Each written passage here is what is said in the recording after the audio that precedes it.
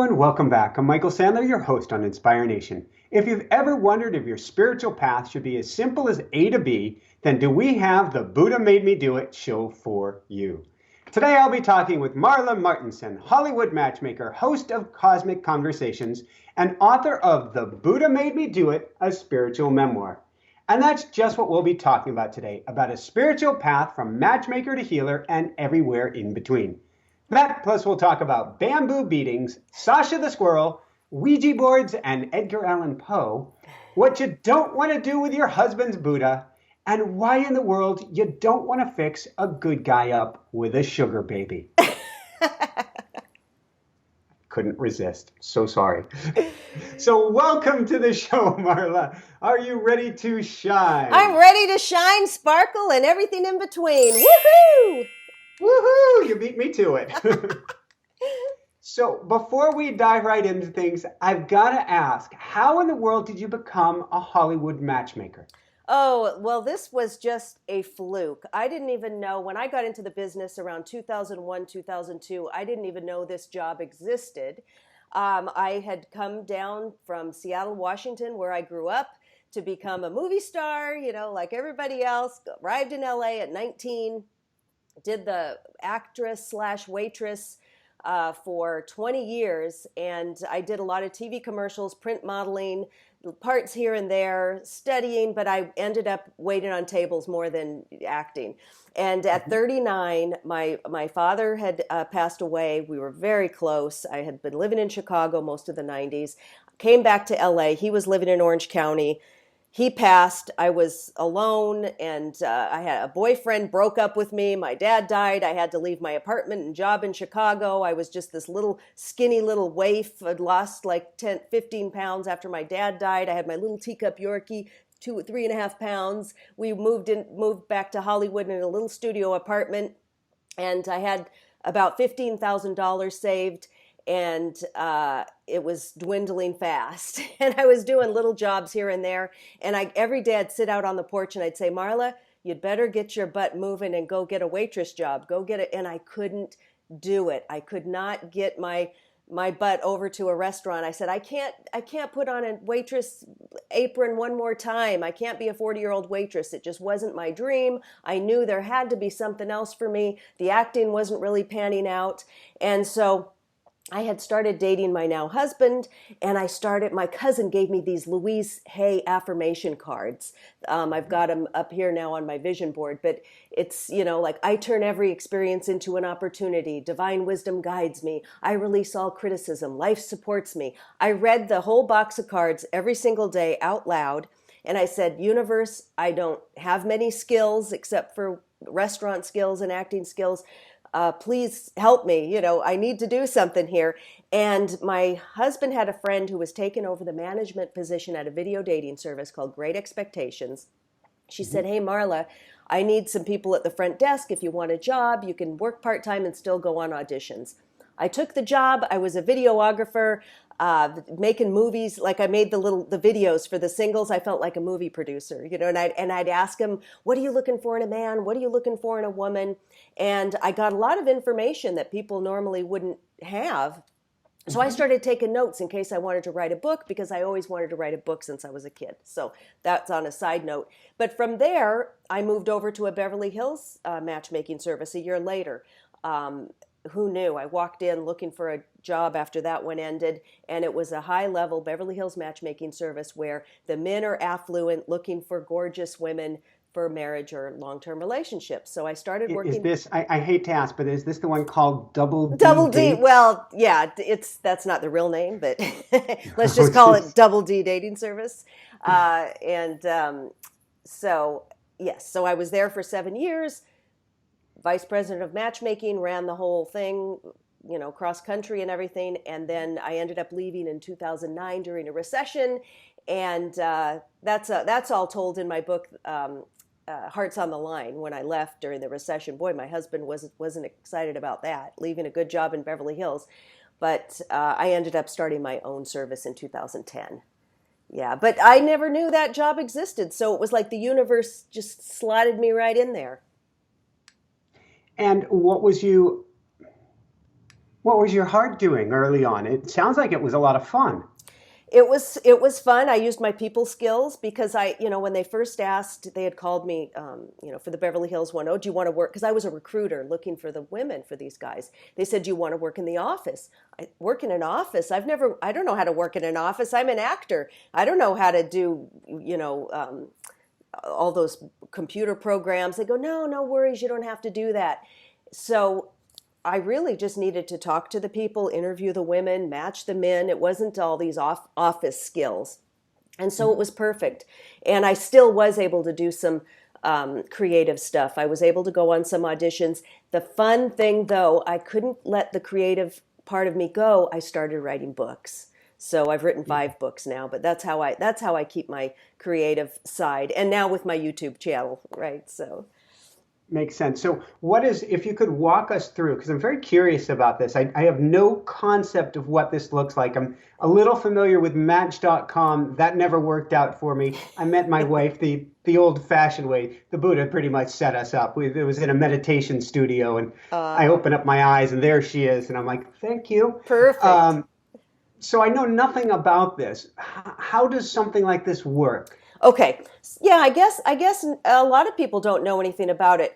The most famous thing that people know is the Millionaire Matchmaker on Bravo, that reality show. So if people are familiar with that, that's kind of what I do. But basically, there is a niche market for professional, let's say affluent men who are super busy. Maybe they're CEOs of companies or real estate developers, doctors, lawyers, super busy, have a fun lifestyle, do a lot of travel. They don't want to go on Match.com, or they don't want to go to a bar. Maybe they're divorced or all their friends are married. So they will outsource their dating life to us, and they'll tell me exactly what kind of lady they're looking for. Maybe they want kids, maybe they've already had kids, maybe they have a specific, religious background they're looking for, whatever. We go through their whole lifestyle, what type of lady they're looking for, and then I hand match people. And I've got 2 guys engaged right now, which is great. We should be going to a wedding this month. And most of our clients now, we used to do mostly Southern California. They're all over the country. So we've got East Coast, Texas, Florida, and the guys can fly to meet the women because they're not meeting the kind of lady in their area. We've got a guy in Michigan. Hard for him to find the right lady there, so he'll fly out to LA. How do you find the women for this? Yeah, the women, well, I've been doing this for 15 years, so I'm pretty well known in the industry, and people send their friends. Maybe they'll hear me on this podcast and contact me, my books. We have recruiters. There's probably about 20 different ways people find me.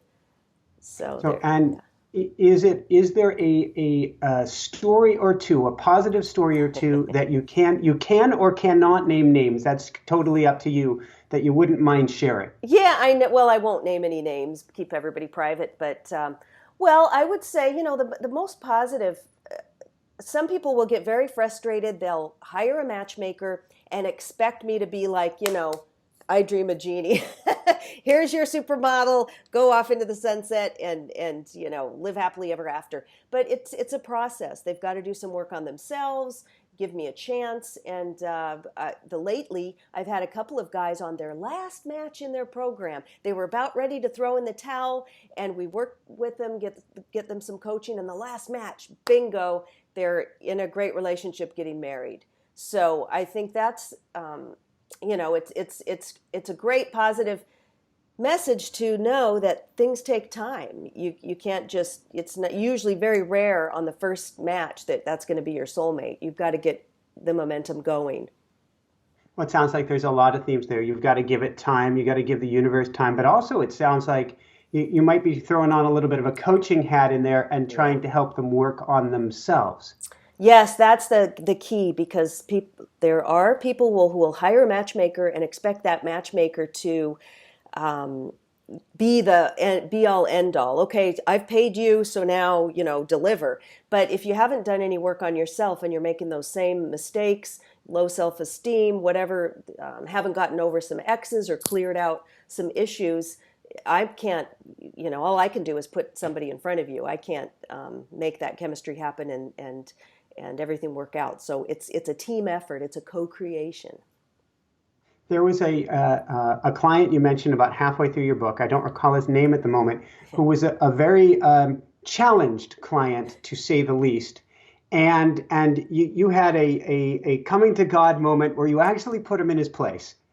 And it got really nice after that. And I'm wondering if somehow that shook loose the cobwebs in him and helped him round a corner to niceness for finding people. Yeah, I hope so. That was one time where, the high level guys, multimillionaires and billionaires can have big egos, right? And they're like, you're working for me and you better deliver a gorgeous woman. And so I take a lot because okay, yes.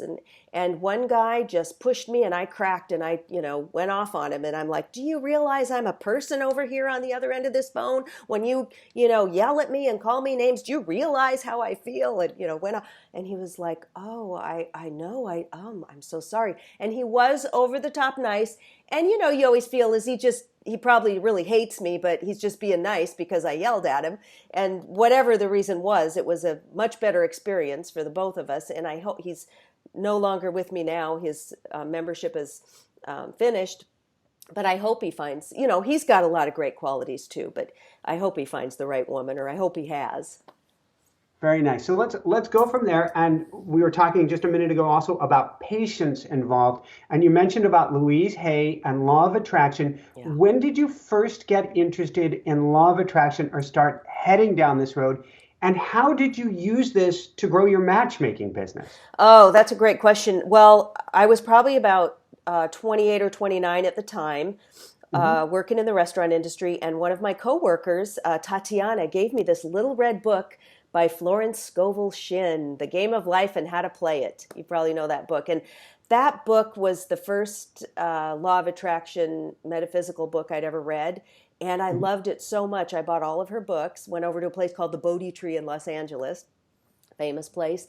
And from there, it was early 90s. Marianne Williamson was just had been speaking to smaller groups, and I'd go see her at a local church down the street from my house and buy her cassette tapes, and then as she grew, go to bigger venues, and started buying Wayne Dyer and Stuart Wilde and all those wonderful. Stuart. I still listen to him on YouTube. Some of his stuff. I've got his books. That was a blow when he passed away. But all the people that we all know, I was voracious in reading and going to lectures and all of that. And I remember even when I was waitressing, I'd be walking to work and I'd get my energy real high and say, tonight I'm going to make $100 in tips, and I'd start psyching myself up and affirming it.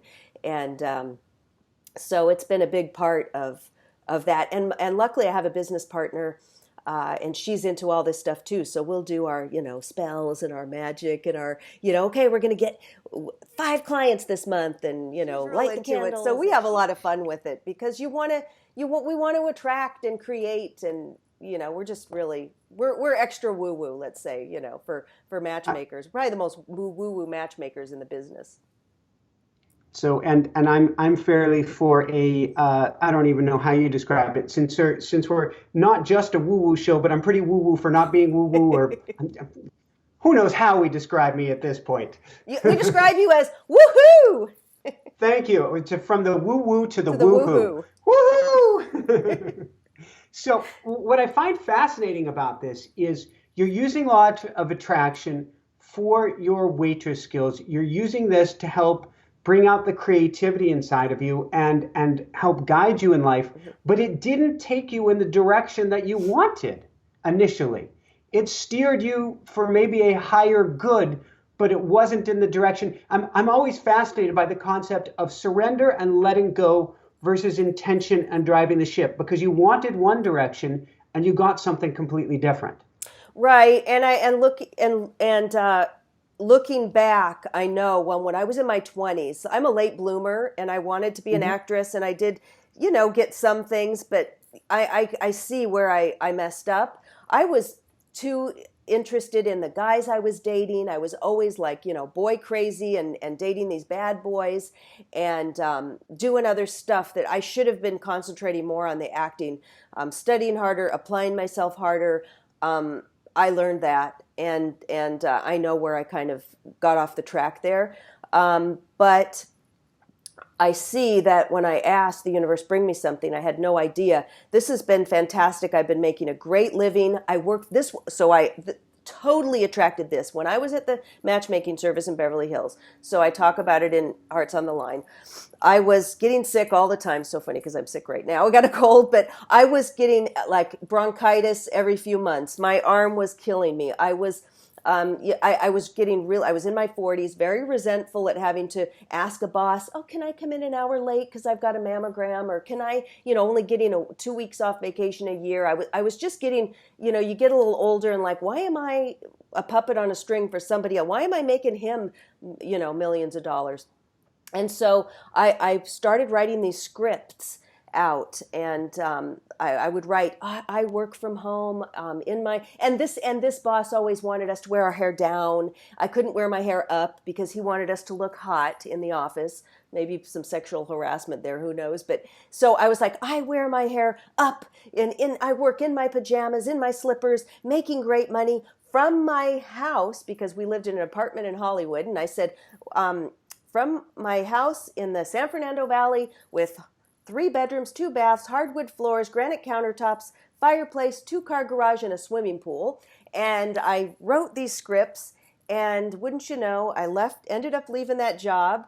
It was kind of a take this job and shove it moment. Walked out in the middle of a recession, was doing all my law of attraction work, ended up starting my own matchmaking business, working from home in my pajamas, making double the money I was working for the other guy, and shortly after moved into the house I'm in now with the 3-bedroom, 2-bath, granite countertops, hardwood floors, 2-car garage, swimming pool, everything on my list.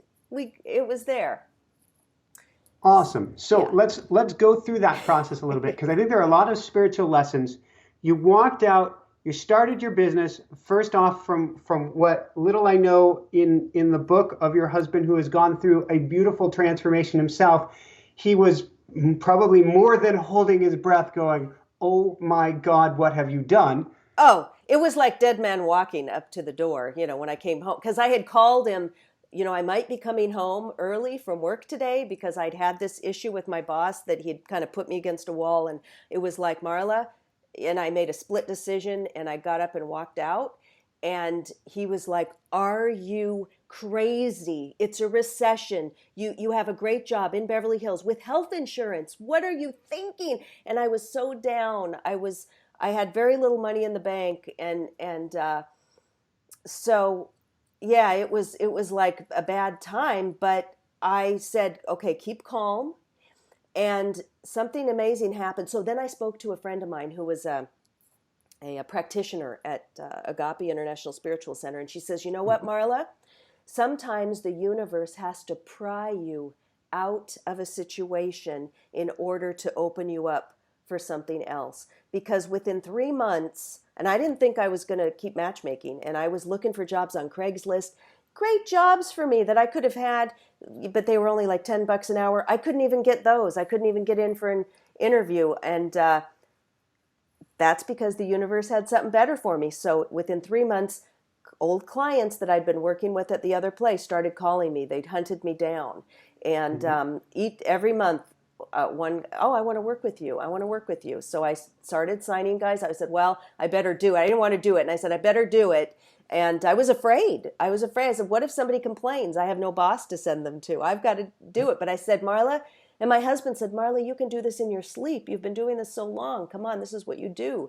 And so I started doing it, but I did it on my terms. I said, okay, I'll only work with people that I want to work with. I'm not going to work with the 65-year-old bald, fat guy that wants a 25-year-old. I'm not going to take those guys. I'm going to take the ones I want to take. And that's what I've done, and kept my integrity. That was an issue I had with the other place. So, and I've stayed on that path, and it's been fantastic. Made more money, worked less hours from home. So I want to talk more about the financial challenges in a second. But surprisingly, if you've heard the show enough, sometimes Sir Meowsers wants into the studio and wants in badly, and he is pounding on the door now. I want to see Monsieur Mouse. So hold on here. Okay. All right. So we've both got Hey, Macy, say hello. All Look, right. All right. We'll see. Wow. she Skypes. She says hello. Hi, Macy. How are you? I know you're a dog freak like me. Oh Yeah, I my. have a great story Beautiful. about her too. I totally attracted her. So anyway, So, all right. all So, right. you went through some financial challenges, but before that, Yes. how did Macy find you? Oh well, this was amazing. So we bought the house. I had had my Daphne for 17 years, my teacup Yorkshire Terrier. She was everything to me from the age of 27 to into my 40s. I mean, she went through so much, and I missed her so much. And once we bought a house, all our friends were like, "Oh, now that you're in a house, are you going to get another dog?"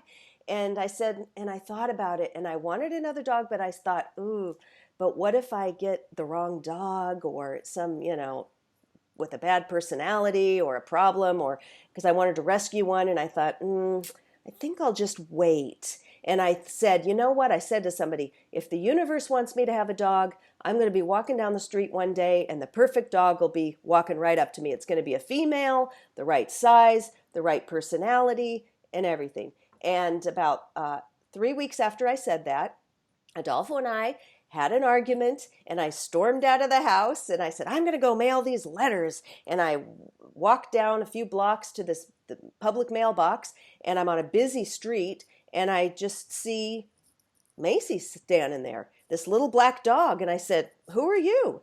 And I'm looking around, and then I saw a woman around the corner on a cell phone. I said, hey, is this your, well, she came up to me right away, and then I picked her up. She licked my face, and I said, is this your dog? She goes, no, actually, I was trying to get her to come to me, and she wouldn't. I was afraid she was going to run into the street. And I'm pretty insulted too, because I'm a dog rescuer. I'm an animal rescuer.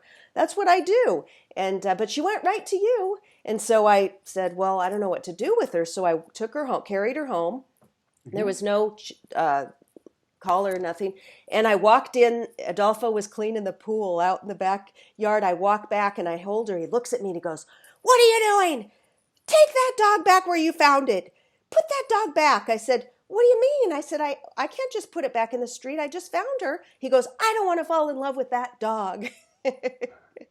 So for Too late. days, for a week, I looked for the owner, put up flyers, no chip, nothing. And so I said, well, can we keep her? And he said, sure. And she's been my best friend for the last, what, 5 or 6 years, right, Macy? Tell everybody. That's right. And what is the spiritual story? Who did you see who told you what was going on with Macy? Oh, well, that was Grace and Mhm. Osira. Okay, so channelers. I'm really big with I love channelers. All right, so I went to my Reiki teacher told me about a wonderful woman named Grace Kavanaugh who channels a collective of 12 entities from different dimensions called Osira. And I was like, ooh, this sounds fantastic. And she doesn't live too far from me. So I scheduled an appointment and went to her home. And we had a private session, and I asked about Macy, and Osira said that Macy has been with me many lifetimes, and she's so devoted, and we're very travel the universe together. So I Very, can believe that.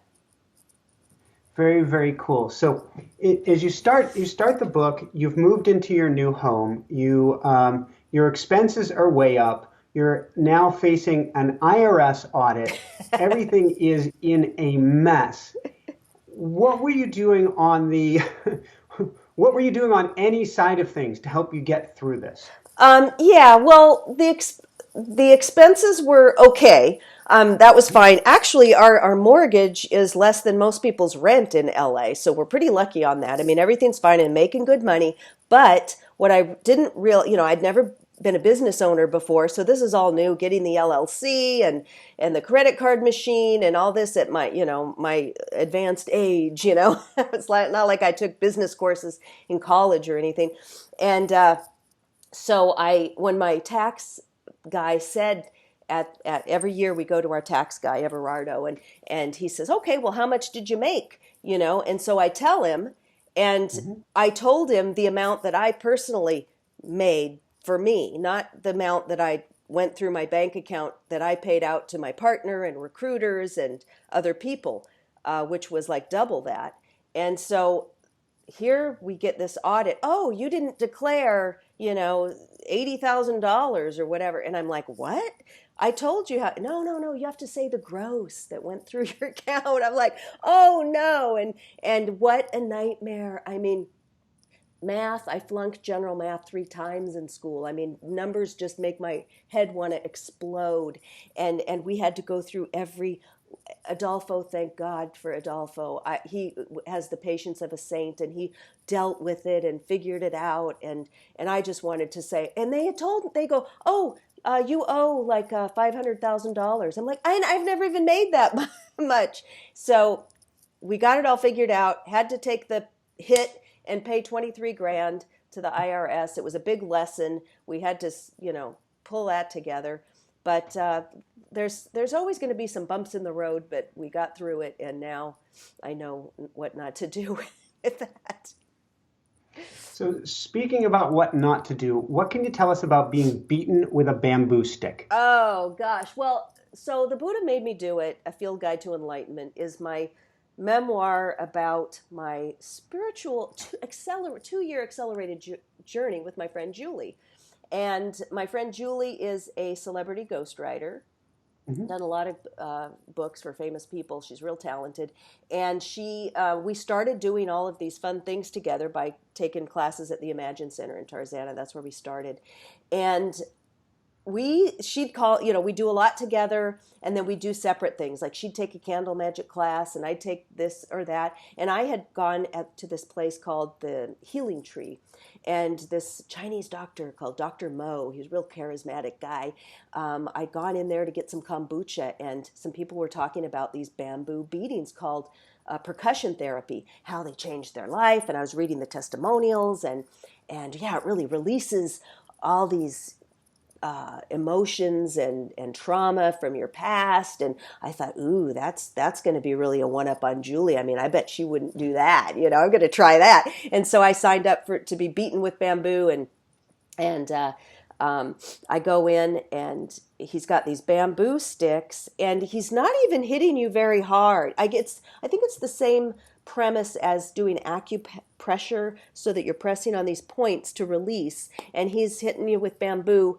I've never been in so much pain in my life. The burning, I was screaming, and then I decided to go all the way and let him attach a leech to me, and unbelievable. I did they've had the hot teacups, I can see. The tea, yeah, this tea. What is it called? The cupping therapy. Yep, I did that too. Yeah. So you can imagine when I come home with black and blue and yellow and bruises up and down my body, cupping the indentations of the cups all over my back. For people who don't know cupping, you heat the air with a candle inside of a little glass teacup, the equivalent. Then you put it on the skin. As it cools, it sucks your skin up into the cup. Yeah, and it leaves these. We saw Michael Phelps had those in the Olympics. If anybody saw, they were mentioning, his back, he'd had cupping, and then the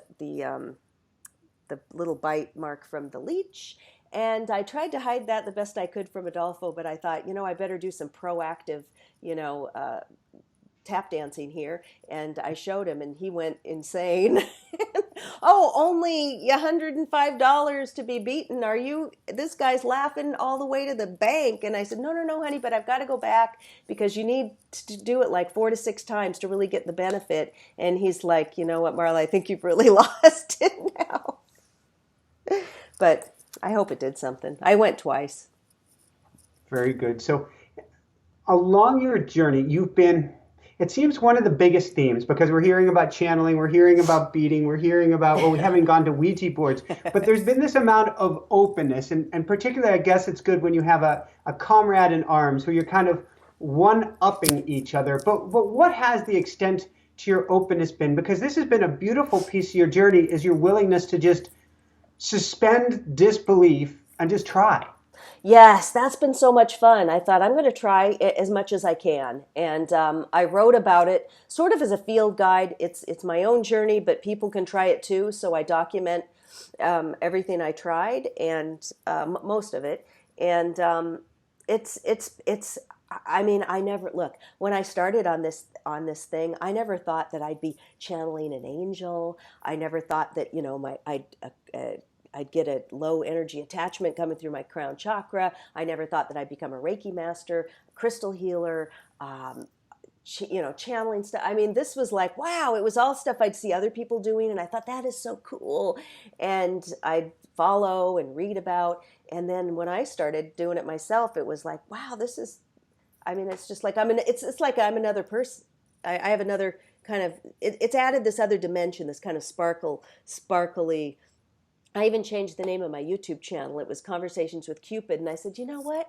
I'm really into all this cosmic stuff. So I switched it to Cosmic Conversations because I found that following my heart and really settling into what my interests are, that's where they kind of go. And I've been able to, okay, this is cool. So I've been able to meld it with my matchmaking. So there was this woman That's what I wondered. Yeah. So there's a woman who came to me. She's in her late 50s, never been married, so wanted to be in a relationship. So she decided to come and have some clearing with me. I have a studio here. People can come and do crystal healings and Reiki.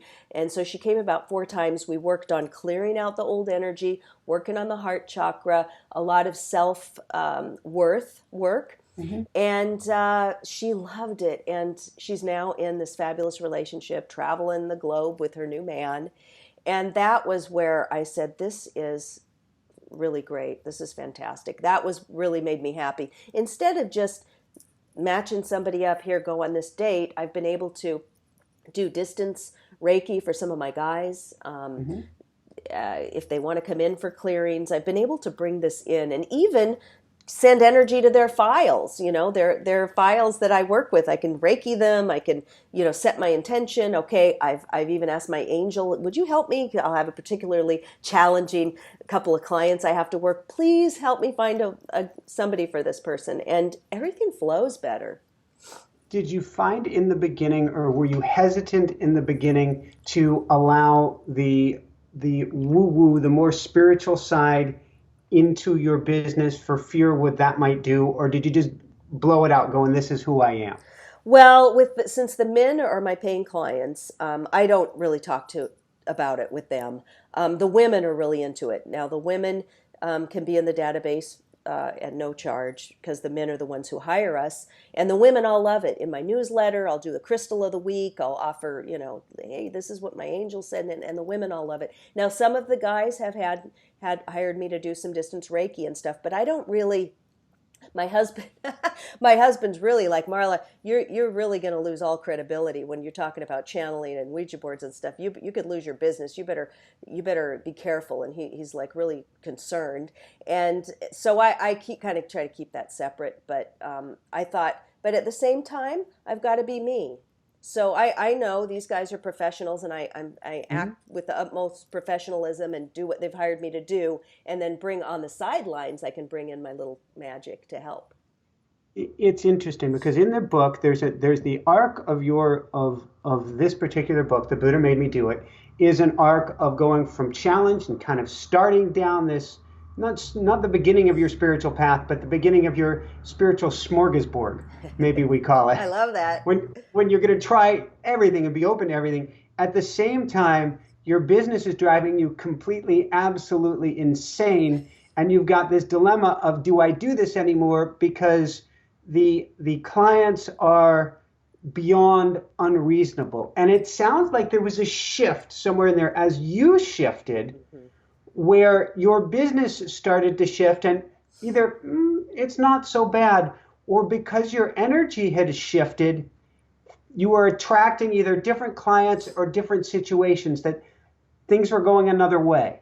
Yes, and sometimes when I get into that little nitpicky complaining about, why is this guy so shallow, and why does he only want, D cup chest, or blondes, or why can't he be more open?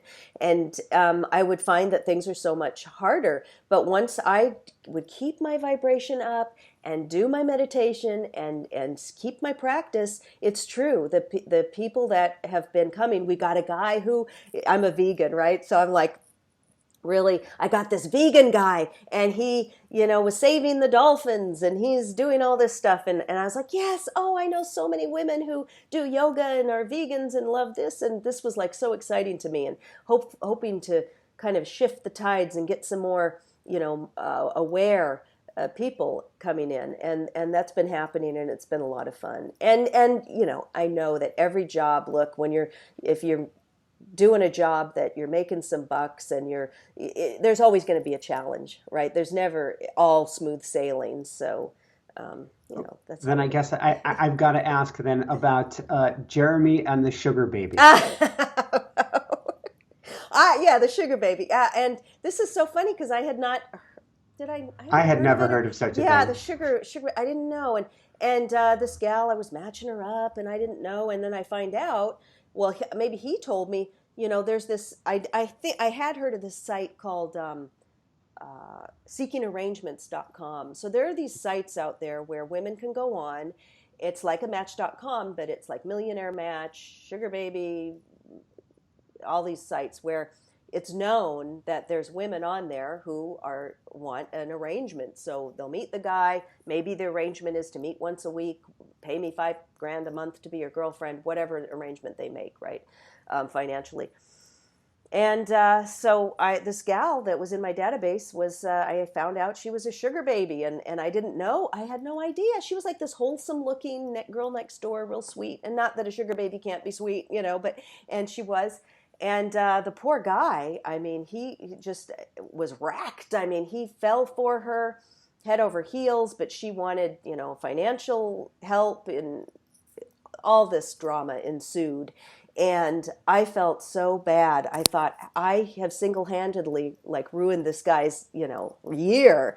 And but he was gracious about it. He goes, no, you know what? I learned a lot from this. And because I felt real guilty, I apologized. But he was, it's okay. I've learned a lot, and I needed to learn some things. So I thought, well, that was a cosmic kick in the pants that we all got, I think. So lessons in detachment for him. Yeah, yes, exactly.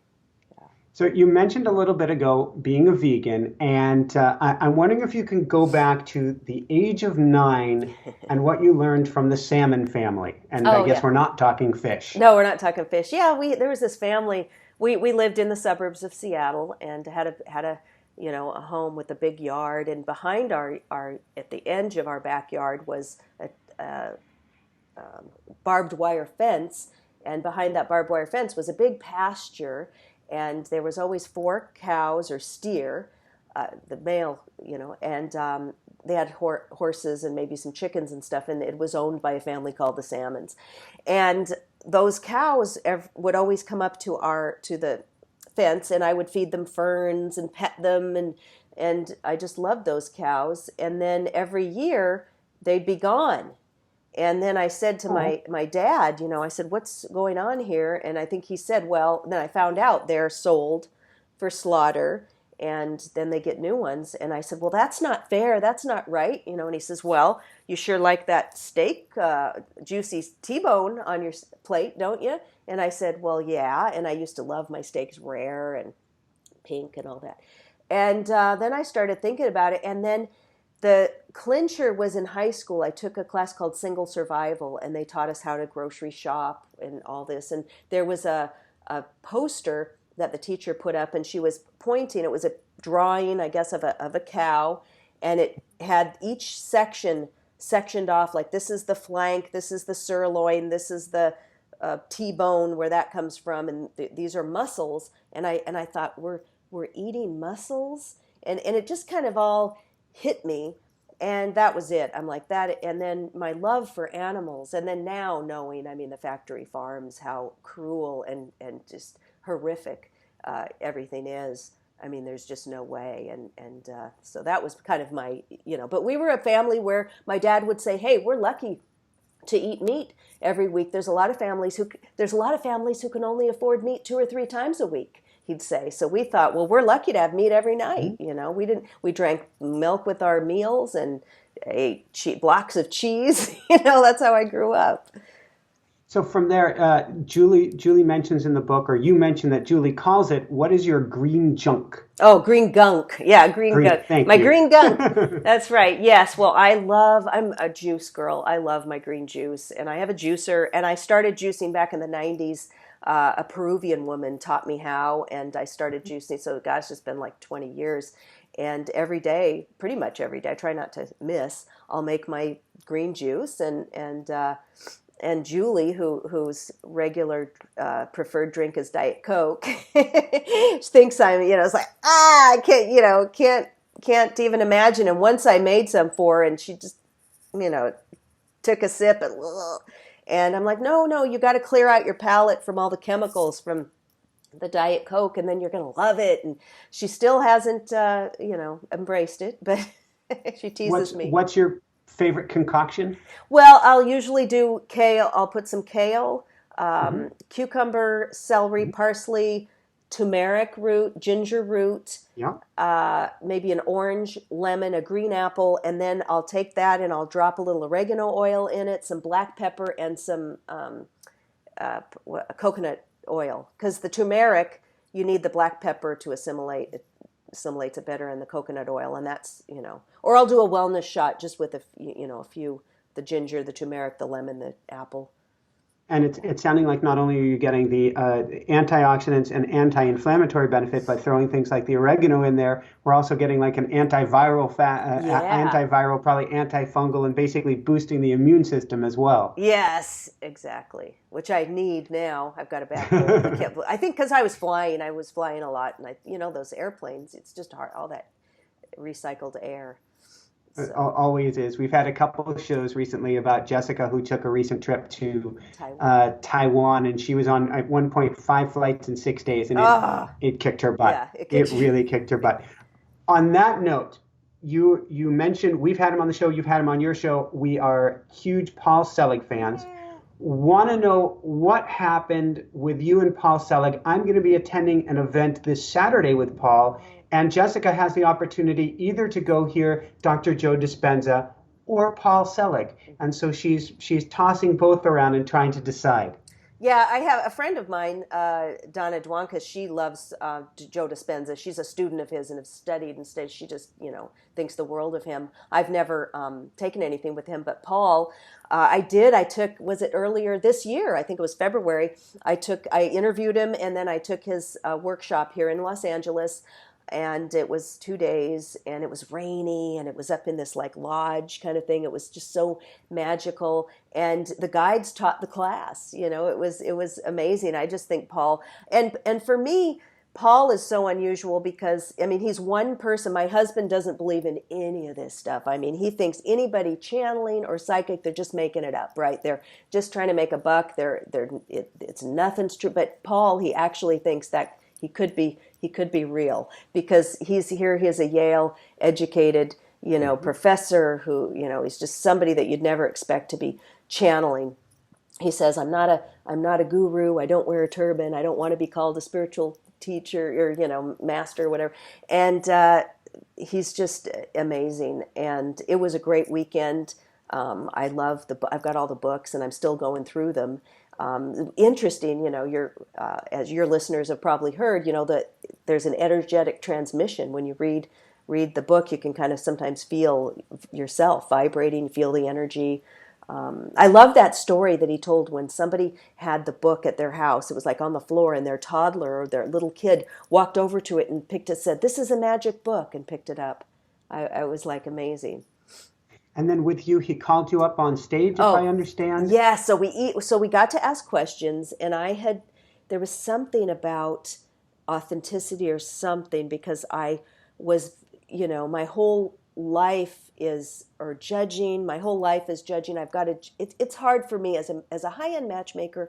I've got to be rating the women, judging them through the guy's eyes, because the men who pay me all these thousands of dollars, How do you do that? Because you talk about how that was kind of like tearing you up when you were doing that in the past. How do you do Yeah. it now in the most conscious manner possible? Right. So when they say, "Hey, she's got to be. I've got a guy now. I really want a gal 5'6", 110 pounds," and I'm like, so now I'm more. So I'll go to what happened with Paul and then how I do it now. So I Yeah. was just like in tears because it's an emotional weekend and everything's coming up, and I said, "Oh, I feel like I'm judging," and he calls me up, and he had me a few feet away, and we're all in a circle sitting around this circle, so people are behind me on the side of me, and he's there, and he says, and he does this thing where he'll like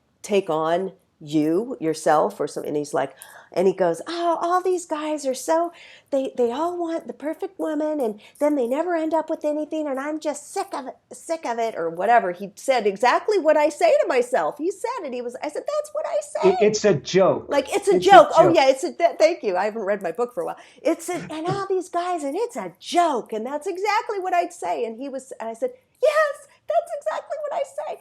And then he came and goes, "I see something at your throat. Can I approach?" And he took something off my throat. And then some people said they saw some dark clouds, like dark stuff coming off of me. The temperature in the room dropped. All this stuff, and I felt this whoosh of cold air coming off me when he was pulling from a few feet back, and then so that was really interesting, and I'll tell you what that ended up to be because you read about what that ended up to be, but.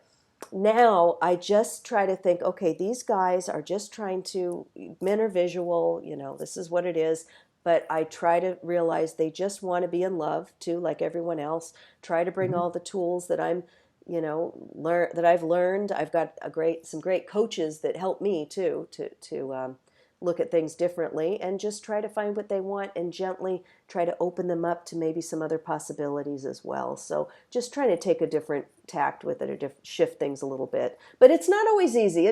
Hey, human beings are shallow, and sometimes I want to wring their neck, but but I'm human, You bring a sense of humor and laughter to all of these situations, to the craziness in it, to the yin and yang, the pull between you being so far down the woo woo rabbit hole and your husband being so far down the non woo woo rabbit hole Yeah. that there's a funness that you bring to it that's probably a requirement.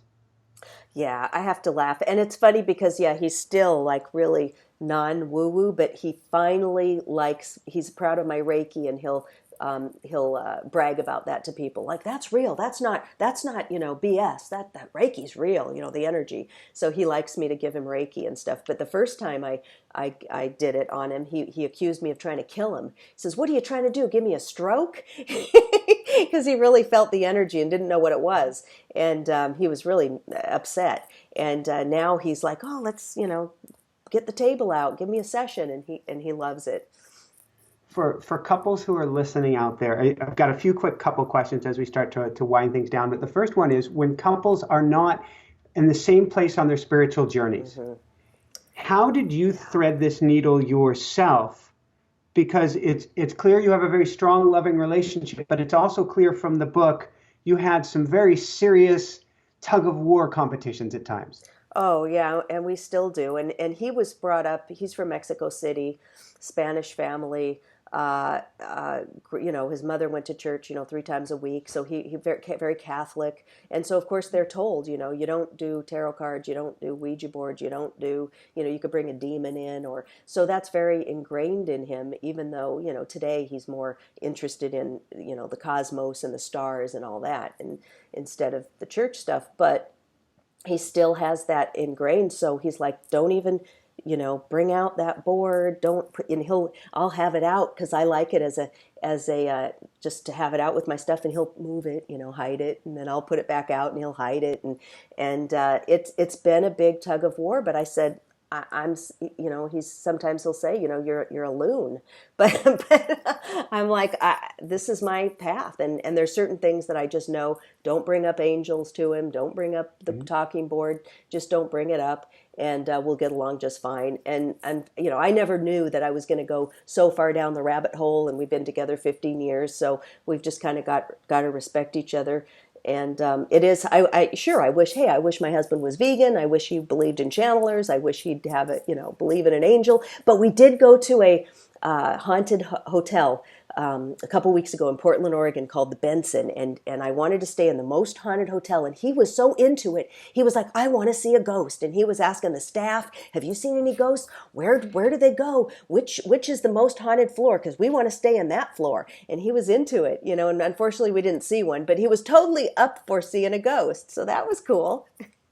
Very cool. And it's reminding me, when I first moved to Boulder, I don't even know how many years ago now, long time ago, I ended up living in a house with a roommate. We only made it about a month there before we were chased out. We didn't realize that this was an original brothel of Boulder. Oh, I love that. And is that the Boulderado? No, that's a different. Okay. No, it's different. This is still a residential house, and probably a lot of bad stuff went down in there. And so there was like the third bedroom, the room that you didn't go in. Yeah. Because I was in there one night with my dogs, and they bolted out of there, turned back, hair up, started barking. And I could never get myself to go down the hall and go in there again. And we both started to get sick in the house. And so within a month we were out. So haunted houses are interesting. Interesting. Well, I'm going to stay in the Boulderado in January because I'm going to be on George Noory's show Beyond Belief, and they're flying me out there. So and they're putting me up at the Boulderado, which is supposed to be haunted. So I'm going to be looking again. Darn it, I'm going to see a ghost in one of these hotels one day. A good ghost, a nice, friendly ghost, a friendly one. I like that. I like the book you had lost. That's not even a polite way to put it. You had discarded of your husband's wooden Buddha. Yes. Well, have you ever made amends or found a replacement? No. And we don't need to because we're trying to get rid of clutter. But it was actually my Buddha. He just said it was our Buddha. And when we moved into the house, I was clearing and I thought, what do I need? I'm trying to get rid of tchotchkes, chuchorias in Spanish, right? Chuchorias. I don't know any more chuchorias. And got rid of it. I don't know why. And wouldn't you know, he'd never asked about it, never, until I got rid of it. Hey, Marla, where's that? Whatever happened to that wooden Buddha? And I'm like, oh, crap, because I thought I'm not getting in trouble for this one. So I said, it's probably in the garage.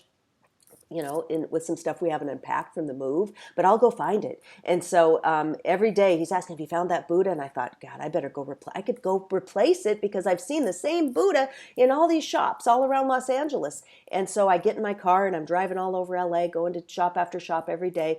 None of them had that damn Buddha until I said to myself, okay, this is the last place. I'm going to Google metaphysical shops in the Valley, see if there's anywhere I missed. And the Imagine Center on Ventura came up, and I went over there. There was no Buddha, but they had flyers about classes that they gave, $15 a piece, classes on abundance, classes on connecting with your guides. And I called Julie and I said, there's no Buddhas anywhere, but do you want to take a class with me? And that's what started our 2-year journey, was that. And we started taking classes at the Imagine Center with Goddess Tahita. And if you want to find out more about that journey, get this beautiful book right here, The Buddha Made Me Do It.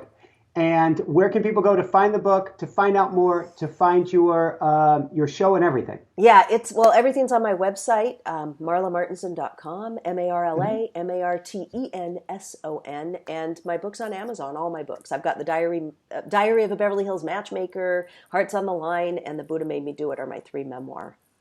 Fantastic. Got 3 quick wrap-up questions. First, instead of a question for parents and kids, a question for couples or a relationship question, Cupid. What words of wisdom do you have for couples or people trying to get into a relationship today? Oh, well, getting into a relationship, be open. People have too rigid of a list. You know, if you're a woman and you say, well, I always wear my high heels, so the guy's got to be 6 feet and up, I hope you're ready to have a wonderful relationship with those heels because I hope they keep you warm at night. The average guy is 5'9", all right? So open up your parameters a little bit. Just be a little more open to meeting someone who you might think maybe wasn't your ideal match. And I think that's going to work better. I think we get too, as humans, we're too focused on, how things look or how they should be. So open yourself up. And for the guys, I'm guessing the reverse of the same coin. Yeah, the reverse. It's a little more touchy with the guys because the guy has a certain type he likes, whether it's a blonde or a brunette or tall or short. But try to open up a little bit as well and see, give it a chance. If you don't have that, people think if within 3 seconds, if I'm not, feeling all the rush of hormones and excitement, that's not the person for me. Give it a second date if you think there might be something there. Fantastic. And a question we like to ask all of our guests just before the end is what personally brings you the greatest happiness, or what I call the woohoo factor? Well, probably just spending time with Maisie. That's my, you know what? I mean, sorry, Adolfo. But I'm the hugest animal lover. I get my energy. I think she's my healer. I just spending just time with her and alone time with my books and a good cup of tea in my Ouija mug. I like it. We didn't even get into the weegeologists. Weegeologist, Karen Dahlman. Yeah, if anybody wants to go to my YouTube channel, look up Marla Martenson YouTube, and I've got a series called The Women of Ouija with Karen A. Dahlman, who is a famous weegeologist. She's been doing the Ouija board for over 40 years and has books on the subject. Really fun little video series that we do. Very, very cool. And any last words of wisdom on anything that you want to share with people today? Oh, I would just say be open. And if there's anything that you want to do it. And life doesn't always line up exactly the way you thought it would, but follow those breadcrumbs and be open to new things. And you'll really be surprised at what might show up. Woohoo! Woohoo! Thank you. Well, thank you so much, Marla, for being on the show. Maisie, thank you. I'm guessing you're by Marla's side. Thank you so much for giving us an hour or so of her time. And boy, this has been a lot of fun. So for everyone out there, this is Michael Sandler saying, be well, have fun, get the Buddha made me do it, and be open and shine bright.